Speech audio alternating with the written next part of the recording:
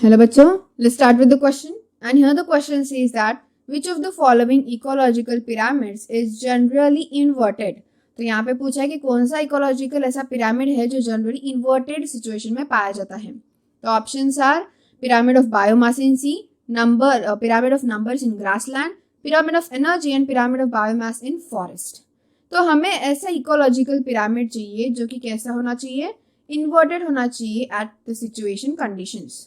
So let's check. तो ecological pyramid जो होते हैं ना बेसिकली वो 3 टाइप्स के होते हैं. 3 इकोलॉजिकल पिरामिड पाए जाते हैं. पिरामिड ऑफ एनर्जी, फिर pyramid of number and pyramid of biomass. ठीक है. तो अब यहाँ पे ये जो पिरामिड्स होते हैं क्या मेंशन करते हैं, क्या शो करते हैं. पिरामिड ऑफ एनर्जी शो करेगा एनर्जी को, पिरामिड ऑफ नंबर शो करेगा ऑर्गेनिजम्स के नंबर को, and pyramid of biomass show करेगा biomass in that given particular area उस ऑर्गेनिज्म का. तो यहाँ पे जो पिरामिड ऑफ बायोमास होता है, so here we write pyramid of biomass of C. तो जो बायोमास का जो पिरामिड होगा वो भी कहाँ, सी या फिर ओशन में, वहां पे इन्वर्टेड पाया जाता है. ये इकोलॉजिकल पिरामिड इन्वर्टेड पाया जाता है. अब इन्वर्टेड यानी कि क्या और क्यों, लेट्स चेक.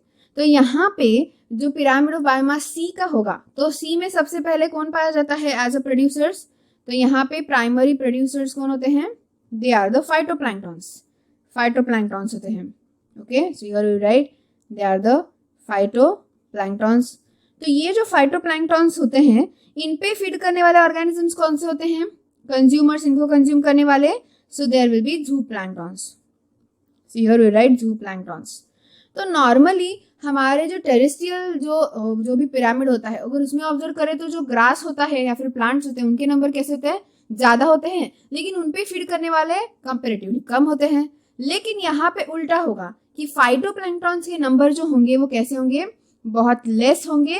यानी कि इनका बायोमास कैसा होगा, बायोमास बहुत लेस होगा. लेकिन वही अगर हम बात करें ज़ूप्लैंक्टन्स की तो इनका बायोमास फाइटोप्लैंक्टन्स से भी ज्यादा होता है.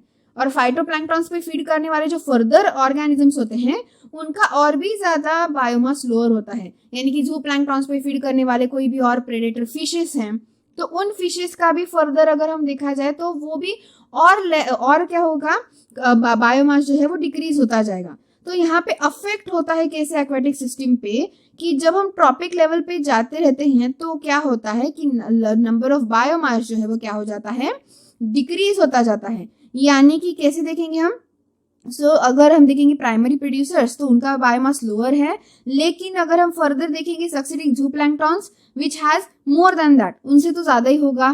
तो इस वजह से क्या होता है कि फाइटोप्लैंक्टन्स के नंबर कम होते हैं लेकिन ज़ूप्लैंक्टन्स के ज्यादा.